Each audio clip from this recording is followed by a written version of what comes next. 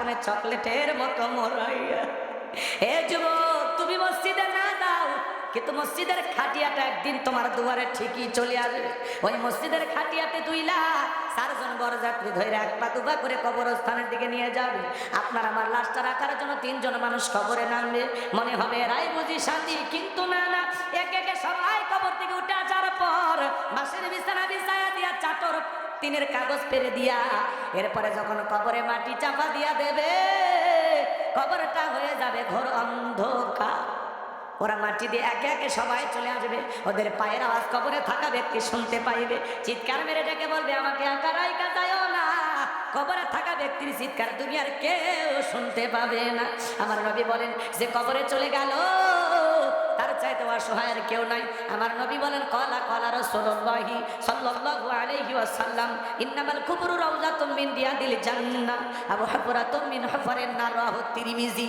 আমার নবী ডেকে বলেন, যে ব্যক্তির আমল ভালো, মৃত্যুর সঙ্গে সঙ্গে আল্লাহ তাআলা তার কবরটাকে জান্নাতের বাগান বানিয়ে দিবেন, বলেন সুবহানাল্লাহ।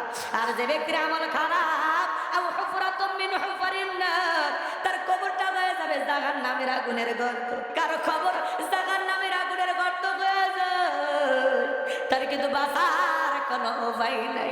আমার নবী এক জায়গায় বসা, জিবরাইল এসে বলে, নবী এই মুহূর্তে একটা আওয়াজ হলো, আপনি কি শুনতে পাইছেন? আমার নবী বলে, হ্যাঁ শুনতে পাইলাম। নবীকে জিবরাইল বলে, নবী আজ থেকে 70 বছর আগে আল্লাহ জাহান্নামের গর্তের মুখে একটা পাথর ছেড়ে দিয়েছে, এই মাত্র জাহান্নামের তলদেশে পাথরটা পৌঁছাইলো। চিন্তা করেন বাজান, একটা পাথর ছেড়ে দিলে 70 বছর যদি সময় লাগে নিচে পড়তে।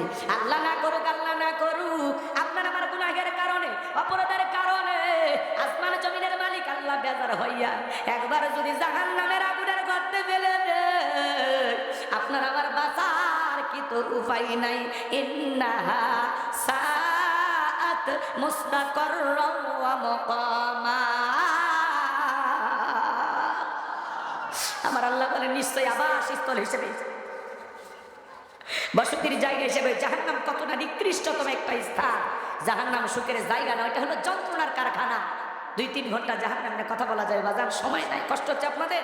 আমার ভাইয়েরা, কবর বড় কঠিন জায়গা। যে কবরে চলে গেল তার চাইতে অসহায়ের কেউ নাই। কবর বড় কঠিন জায়গা আমার ভাইয়েরা। ওই কবরে রাখার পরে আপনাকে আমাকে প্রথম প্রশ্ন করবে কয়টি? নবীর প্রিয় সাহাবী হযরত ওসমান রাদিয়াল্লাহু তাআলা কবর থেকে অঝরে চোখের পানি ছেড়ে দিয়া কান্না করতেন। সাহাবীরা ডেকে বলেন, ভাই ওসমান, আপনি কবর থেকে কেন কান্না করেন, কারণটা কি? হযরত ওসমান ডেকে বলেন, এই কবর হলো প্রত্যেকটা মানুষের প্রথম মঞ্জিল, প্রথম ঘাঁটি, প্রথম স্টেশন। এই কবরে 3টা প্রশ্ন করা হবে, যে সঠিক উত্তর দিতে পারবে তার মিজান ফুলসিরাতে কোনো টেনশন নাই। যে উত্তর দিতে পারবে না তার বাঁচার কিন্তু কোনো উপায় নাই, কারণ কবর জায়গা ভালো না। কথা বলেন, কবর কিন্তু জায়গা ভালো না। কষ্ট হচ্ছে আপনাদের? কবর বড় কঠিন জায়গা। সবাইকে যাওয়া লাগবে বাজার, এখনই দমটা বন্ধ হয়ে গেলে সবাইকে যাওয়া লাগবে। কথা বলেন ঠিক কিনা? 6 দিনে পরে নখ খসে যাবে, 9 দিনে পরে চুল। কবর গায়ের সামান নিতে কইরো না কেউ ভুল। কবর জায়গা ভালো নয়, কবর জায়গা ভালো নয়, কবর জায়গা ভালো নয়। আমল দিয়ে কবর গৃহ সাজিয়ে নিতে হয়।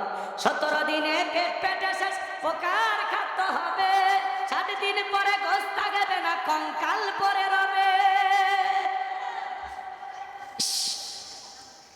কবরের বাসটা পচার আগে লাশটা পচে যাবে, পেটটা ফুলে উঠবে, একসময় ফেটে যাবে, পোকাগুলো কিলবিল করে নাক মুখ কান দিয়ে ঢুকবে, দেখের সুন্দর গোস্তগুলো খসে খসে পড়বে, এই সুন্দর চুল খসে পড়ে যাবে। কি হবে? 17 দিনে পেট পেটে শেষ পোকার খাদ্য হবে, 60 দিন পরে গোশ থাকবে না, কঙ্কাল পরে রবে। 90 দিনে হাড়ে গুলি সব, 90 দিনে হাড়ে গুলি সব আলাদা হয়ে রয়। কবর জায়গা ভালো নয়, কবর জায়গা ভালো নয়। আমল দিয়ে কবর গৃহ সাজিয়ে নিতে হয়। কবর জায়গা ভালো নয়, কবর জায়গা ভালো নয়।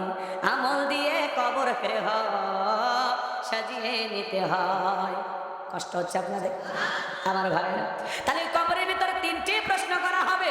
1 নাম্বার প্রশ্ন হলো, আমার রব্বুকা, তোমার রবকে?